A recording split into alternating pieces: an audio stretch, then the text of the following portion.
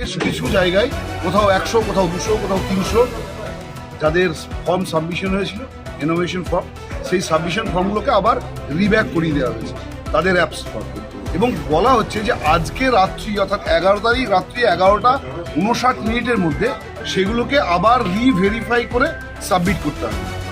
প্রথমত সারা পশ্চিমবঙ্গ জুড়ে চলছে সার্ভারের একটা বড় প্রবলেম রয়েছে, এবং তার পাশাপাশি যে এই অল্প সময়ের মধ্যে এই এত বড় কাজ সেটাকে করা সম্ভবপর নয়, একদম অসম্ভবের জায়গায়।